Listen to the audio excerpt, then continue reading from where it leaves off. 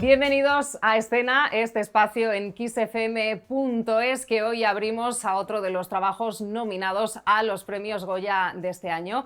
Es un cortometraje documental que pone el foco en una realidad tristemente silenciada, como es la violencia sexual en el Congo. Hablamos de Semillas de Kibú y hoy está con nosotros su director, Néstor López. Bienvenido. Bienvenida, bienvenido, muchas gracias. Un placer tenerte hoy aquí. Qué realidad tan dura, pero qué bien contada está en Semillas de Kibú. ¿Cómo surge la idea de hacer un corto sobre este tema? Pues bueno, muchas gracias primero por tus palabras, por nuestro trabajo. Esta idea surgió hace 7 años. Nosotros llevamos 7 años con Semillas de Kibú desde que vemos que tenemos que hacerlo hasta que lo hemos estrenado hace muy poquitos meses y surge de un proyecto anterior. Aquí somos 2 creadores, 2 directores, Carlos Valle y yo. Carlos con su productora Untifilms, yo con la mía, Filmmakers Monkeys, trabajamos de manera independiente y de vez en cuando nos juntamos, ¿no? Y teníamos un proyecto en común que trabajábamos en diferentes zonas de conflicto, que entrevistábamos a diferentes noveles de la paz en diferentes partes del mundo. Trabajando en ese proyecto de investigación, de búsqueda, de producción, a la vez que estábamos en ese punto trabajando, le dan el Nobel de la Paz a un doctor ginecológico que se llamaba, a un doctor ginecólogo que se llamaba Denis Mukwege en el Congo. Nosotros nos ponemos a investigar y nos quedamos totalmente alucinados con el trabajo del doctor Mukwege. Y dijimos, creo que tenemos que investigar para introducirlo en este proyecto. Y cuando nos metemos en la realidad del conflicto, a desmenuzarlo, a detallarlo, nos damos cuenta que tiene una dimensión tan grande que tiene que ser una pieza propia, que tiene que ser una pieza independiente. Ahí fue cuando surgió la idea de empezar a trabajar ahí. Nosotros ya llevábamos un tiempo trabajando e investigando en diferentes zonas de conflicto, o sea que llegamos aquí de una manera muy natural. Y cuando empezamos a trabajar con el doctor Mukwege y empezamos a desarrollar lo que luego fue Semillas de Kibú, nos dimos cuenta que el doctor poco a poco nos iba llevando a las auténticas protagonistas, que son las mujeres que salen en el documental. Ahora vamos a seguir hablando un poquito más, si te parece, para ponernos en contexto, vamos a ver un trocito del tráiler. Genial. Lutter contre la mortalité maternelle, c'était mon combat, c'était mon engagement. Mais malheureusement, la première personne qui a été soignée dans cet hôpital n'était pas venue pour accoucher. Elle était venue puisqu'elle était violée avec une extrême violence. Néstor, ya vemos el documental, os habéis ido hasta allí para rodarlo. ¿Cómo ha sido trabajar en un sitio, una región de conflicto, ¿no? ¿Qué dificultades os habéis encontrado? A ver, es bastante complicado una zona de conflicto porque primero tienes que acceder y luego tienes que salir. O sea, que tanto entrar como salir son cosas bastante complejas. Nos llevó bastante tiempo, nos llevó incluso años, ¿no? Porque primero necesitas contactos locales, pero contactos locales de una confianza absoluta y eso se trabaja con tiempo. La única manera de trabajar esa confianza es con tiempo. Nosotros nos unimos mucho al Hospital de Panzi, que es el hospital del doctor Mukwege, que es una de las localizaciones principales de Semillas de Kibú. Y a partir de ahí empezamos a construir, pero vamos, nos llevó la friolera de 2 años asegurarnos que podíamos entrar allí y luego desplazarnos, porque acceder es complicado, pero si te quedas en un lugar, bueno, pues el riesgo es menor, pero nosotros nos desplazamos y en el documental también se nota que nos metemos en diversas zonas que son complicadas. Y más para una persona blanca, ¿no? Claro. Con una cámara. Eso te iba a decir, que vais con equipos, ¿no? Con claro, cámara. Claro, y además el valor de producción, la parte visual, el diseño, lo queríamos cuidar mucho, no queríamos hacer un documental que visualmente pareciera de batalla, queríamos cuidar mucho la parte visual porque dignificamos mucho la zona, dignificamos a las protagonistas, entonces esto lo complica todo porque el material es más grande, es más pesado, es más difícil, digamos, camuflarlo, ¿no? Es más difícil pasar desapercibido, ya siendo blanco es casi imposible, imagínate con cámaras y con aparatos profesionales grandes, pero nos llevó 2 años trabajar con gente local el acceso a la zona, ¿no? Y luego allí asegurarte que tienes capacidad de improvisación también, porque tienes el plan A, el plan B y tienes un plan Z que tienes que estar preparado para ese plan, ¿no? Por suerte nosotros ya habíamos trabajado en la zona antes, ya habíamos rodado, entonces eso también te da un expertise, un bagaje y te da unos contactos que te lo van facilitando un poquito más, ¿no? Ya llevábamos un tiempo trabajando en la zona, ¿no? Pero claro, es complicado. Tiene que serlo. Para el documental habéis hablado con muchas mujeres, además llama la atención que son mujeres de todas las edades, ¿no? Hay desde adolescentes hasta mujeres muy mayores. ¿Os ha costado llegar a ellas o conseguir sobre todo que se abran frente a vuestras cámaras para contar su realidad? Es difícil, es muy buena pregunta y es difícil que las protagonistas sabrán cómo han hecho Claro. la obra. Eso es muy complicado, porque por varias razones, porque claro, la violencia es tan extrema, el trauma es tan grande, que una persona que no conocen, como nosotros previamente, es una cosa muy difícil. El otro día hacíamos un pase con Amnistía Internacional y con Médicos Sin Fronteras, y nos decían en público, no sé cómo lo habéis hecho, pero nosotros cuando vamos a trabajar en la zona es casi imposible que se abran, que nos digan algo como lo han hecho en este documental. ¿Cómo lo habéis hecho? Lo enfocamos, porque al final yo pienso y digo, a ver, yo soy cineasta, yo no soy ni psicólogo ni médico, ¿no? Yo estoy en una labor más fundamental, yo soy cineasta, cuento historias, entonces voy a enfocar esto como un director, que es trabajar con mis actrices, entre comillas, ¿no? Entonces, lógicamente, pues hay un proceso, por así decirlo, de casting. No es en casting al uso, pero para entendernos es un proceso de casting, y entonces estuvimos 2-3 años a la distancia trabajando con mujeres que estaban en ese hospital. Entonces, de ahí extraemos unos perfiles psicológicos, cuál creemos que es un perfil que nos puede dar más información. Igual este perfil nos da más información sobre lo que es la violencia, pero otro perfil nos da más información sobre lo que es la reinserción o el salir adelante. Entonces, hicimos unos perfiles. Cuando ya los teníamos, que esto lleva un proceso de trabajo, que es a lo que me refiero con casting, es cuando en el hospital ya en persona, in situ, elegimos qué mujeres pueden ser, ¿no? Entrevistamos a muchas en el documental, salen 3, porque tenemos que optimizar el tiempo y la narrativa, pero hay muchas más entrevistadas, ¿no? Y a partir de ahí, ¿cómo conseguimos luego que nos vayan contando y que nos vayan abriendo la puerta de su vida? Con confianza y con tiempo. Claro. Trabajando con ellas, hablando mucho, viendo que estamos ahí para construir conjuntamente y no simplemente para aprovecharnos de una situación, ¿no? Y esto es realmente lo complicado, pero ellos lo acabaron viendo y el propio doctor también. El propio doctor al final acabó confiando mucho en nosotros ciegamente, que fue una tarea que también nos costó, y cuando eso ocurrió ya todo empezó a fluir. Claro, porque ahí el doctor tiene un peso muy importante también en el relato, él narra también pues las atrocidades, ¿no? que al final les hacen a estas mujeres y cómo ellas llegan a su hospital. Hay una parte del documental, obviamente se narra pues eso, ¿no? Todas las atrocidades, como decimos, esa violencia extrema que como arma de guerra se ejerce sobre estas mujeres, pero también está la parte de la reinserción, ¿no? Estas mujeres que han sufrido todo esto, cómo se reinsertan en la sociedad. Aquí este doctor, como hemos dicho, Nobel de la Paz, tiene un papel muy importante, ¿no? en el tejido social de allí. Vital, vital. El doctor Denis Mukwege es una persona que ya tiene 70 años, lleva toda la vida dedicándose a esto y es una persona que por formación y por estudios podría estar ejerciendo en Bruselas tranquilamente con un sueldo espectacular y en cambio ha decidido quedarse allí. De hecho, él vive dentro del hospital, es prisionero del hospital porque han intentado matarle 11 veces. Él ha sufrido 11 atentados. El otro día, porque hace una semana vengo de rodar de otro país de África, y me decían, ¿usted conoce al doctor Mukwege? Y yo, sí, yo conozco al doctor Mukwege, somos cercanos. Y me dice, no te acerques al doctor Mukwege. Y digo yo, ¿por qué? Wow. Y me dicen, es una persona, una figura espectacular, pero estar a su lado significa que te van a matar. Esa es la visión que mucha gente tiene del doctor Mukwege, porque la han intentado matar 11 veces, y esto lo ha obligado a vivir dentro del hospital rodeado del ejército de la ONU, ¿no? Entonces imagínate lo antisistema que puede llegar a ser y lo público de algo tan oscuro que no interesa que se haga público, que el doctor Mukwege cumple esta función activista. Pero él cumple la primera función fundamental es la recuperación física, porque él es médico, entonces él lo que hace es recuperar, ¿no? reconstruir lo destruido, ¿no? Y segundo, que no se quede ahí, porque él se dio cuenta que sí, yo puedo reconstruir lo reconstruido, puedo reconstruir los genitales femeninos, pero si luego están a su libre albedrío y esta guerra no se soluciona, esto es infinito. Entonces está una parte que es todavía más difícil que la anterior, que es la recuperación psicológica, ¿no? Que es donde sobre todo el cortometraje se centra más en esta parte, ¿no? Y luego está la tercera, que es la reinserción social, es decir, cómo convivimos con nuestro trauma y seguimos haciendo nuestra vida, ¿no? Y aquí es donde viene la gran lección del documental que te dan estas mujeres. Con el trauma y con la marca que les queda a estas mujeres, ¿no? Porque eso también se ve en el documental, ¿no? Están señaladas también, claro. Y convivir con eso y salir de ahí. Es el estigma, ¿no? Es el estigma de haber sufrido una violencia sexual en general y en este caso una violencia sexual tan extrema, ¿no? Entonces, claro, ellas tienen un estigma y eso es lo que dificulta la reinserción social.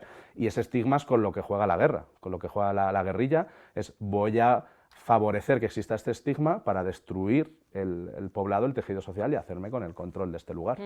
Y Néstor, tú que has estado allí rodando, hablando con estas mujeres, ¿qué es lo que más te ha conmovido, con lo que más te ha llamado la atención? Son muchas cosas y estaríamos aquí hablando horas, pero te podría decir dos que son espectaculares y que hemos intentado reflejar en Semillas de Kibu. Y la primera es que ellas mismas te lo dicen, nadie elige dónde nacer. Yo soy feliz siendo de Bukavu, ¿no? Que es la capital de Kivu Sur. Yo soy feliz siendo de Bukavu, soy de aquí. Este es mi sitio, es que no me quiero ir, este es mi lugar. Y te lo dice una persona que tiene 3 o 4 hijos no consentidos fruto de estas violaciones, que han matado a su padre o a su hermano o a su marido de un machetazo, y te lo está diciendo, es que yo soy de aquí, quiero quedarme aquí, ¿no? Eso es una cosa que es espectacular. Que es lo primero que hacemos muchas veces en Occidente cuando tenemos estrés, ¿no? Un viaje a irnos fuera, Nos ¿no? vamos, No, sí. allí todo lo contrario, es como, este es mi sitio, yo me quedo aquí. O sea, que aman su lugar por encima de todo, que me parece una cosa hermosa. Y la segunda es, que también la intentamos reflejar en el documental, es una cosa que es el amor. Es el amor, es decir, ante tanta violencia, si yo tengo un hijo no consentido fruto de esta violación, ¿qué hago? Lo abandono, vivo con él sin quererlo, ¿sabes? Yo estoy sola. La única persona que me queda es mi hijo o mi hija. ¿Por qué no criarlo con amor? ¿Por qué no crear un vínculo de amor que quizás sea la única resistencia a esta cosa que está pasando, ¿no? Entonces estas dos cosas que son maravillosas, Qué bonito, desde luego que sí. me vuela la cabeza. Digo, madre mía, ¿sabes? Desde luego. Están a años luz en humanidad del resto, ¿no? Parece mentira, ¿verdad? Que teniendo esas dos cosas, ¿no? De las que estamos hablando, esa violencia, pero también ese amor. Yo después de ver el documental, Néstor, me quedé bueno, muy sorprendida porque obviamente no conocía en profundidad todo lo que estaba pasando allí, pero también me quedé un poco frustrada, ¿no? De decir, ¿por qué está pasando esto? ¿Qué puedo hacer yo? De manera individual, obviamente, pues a nivel de gobiernos ahí ya es otro asunto, ¿no? Pero a nivel individual hay algo que podamos hacer, aparte de visibilizar este conflicto, sino para intentar evitar que esto le siga sucediendo a estas mujeres. A ver, es un complejo muy difícil de muchas capas, con lo cual que abordarlo desde la individualidad nuestra es una cosa compleja, pero lógicamente sí que hay cosas que se pueden hacer. Una, y a mí me pasa como cineasta, el cineasta es la mirada, ¿no? A dónde miramos. Yo creo que es imprescindible mirar hacia aquí, saber que esto está ahí. Tenemos conflictos más cercanos, como la guerra de Ucrania o Gaza, ¿no? Que están todo el día copando las televisiones, como es lógico también, y el Congo siempre está silenciado, independientemente de otros conflictos, siempre está silenciado. Creo que mirar hacia allí es importante, y hablar de ello es importante. Esto es lo primero que podemos hacer, y creo que no nos cuesta nada. Y luego hay otra cosa muy importante, que es entender de dónde viene este conflicto, porque al final este conflicto es puro capitalismo llevado al extremo, ¿no? Es el peso del dinero en todo su esplendor. Entonces, si lo que nos interesa como guerrilla es expropiar los recursos de esta zona y venderlos a Occidente para que fabrique aparatos tecnológicos sin parar en un mercado consumista, ¿qué podemos hacer desde aquí? Tener un consumo mucho más ético de la tecnología. Cambiar de móvil una vez al año quizás no es buena idea y estemos favoreciendo esto.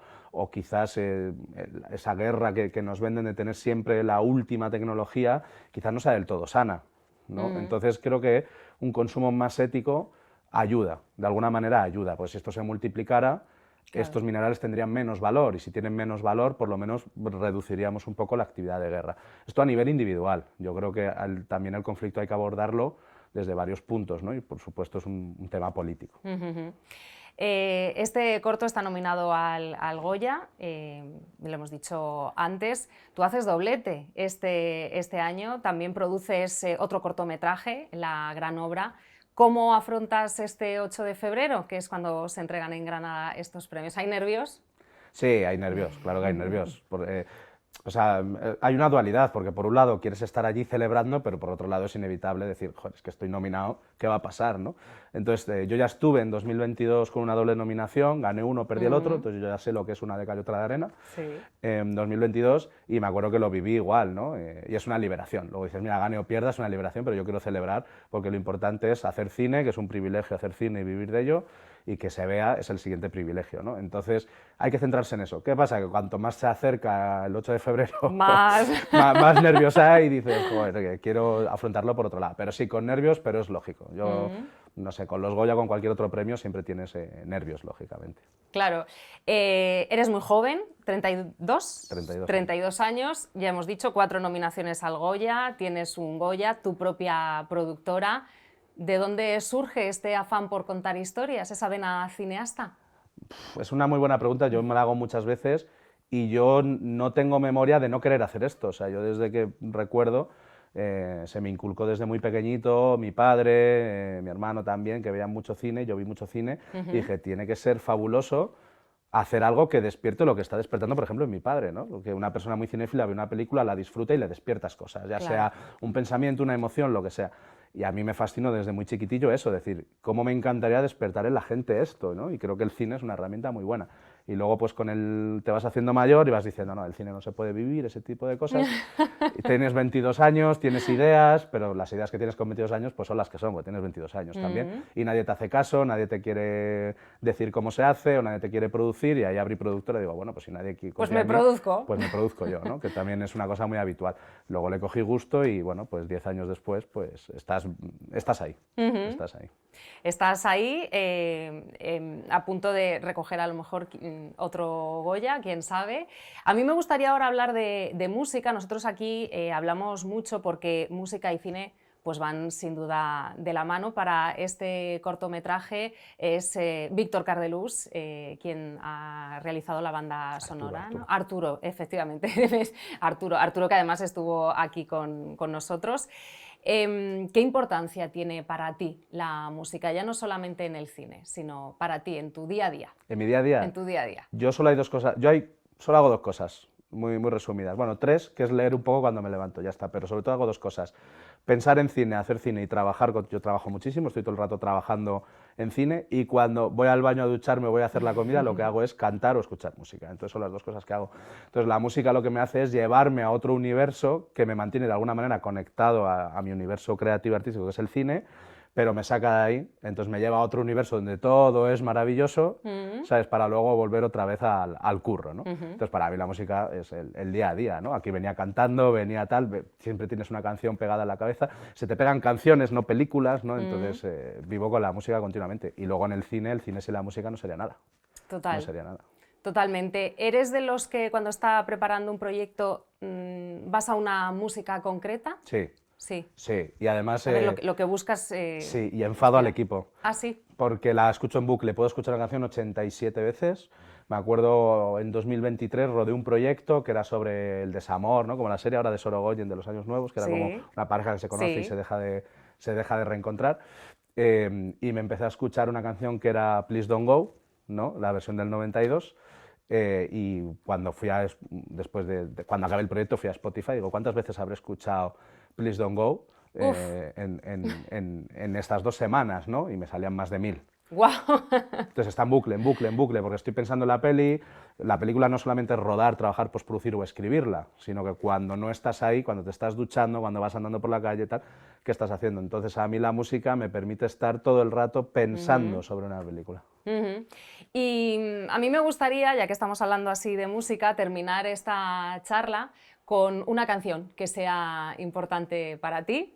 Please Don't Go, vamos a elegir otra. Vamos a elegir otra porque estoy en otro modo ahora. Vale. Pero la canción que a mí siempre me ayuda de manera continua desde hace ya muchos años, como una canción fetiche, digamos, y que además me motiva porque el cine, y más una obra como Semillas de Kibu, el cine tiene una parte muy solitaria a veces, necesitas una automotivación un poco por encima de lo habitual y necesitas sentirte a veces arropado y decir esto merece la pena, hay que seguir, porque las películas se complican mucho, ¿no? Esto merece la pena, hay que seguir, hay que seguir. Entonces yo siempre estoy conectado a I Want to Break Free de Queen. Siempre. Claro. Siempre estoy conectado a esa canción. Hoy no la he escuchado, pero ayer sí, por ejemplo. Entonces es mi canción fetiche, digamos. Pues esa, desde luego, da un chute de energía escuchar canciones así. Pues nos vamos a quedar con ella, si te parece, la compartimos con todos. Muchísimas gracias por este ratito de charla, Néstor. Mucha suerte en Granada el próximo 8 de febrero. Invitar a todos a que se acerquen a Semillas de Kibu porque merece la pena poner un poquito la vista en un conflicto así que parece que nos pilla muy lejos, pero está ahí y existe. Lo dicho, muchos éxitos. Muchísimas gracias. Y nosotros nos volvemos a encontrar por aquí muy prontito. Hasta entonces.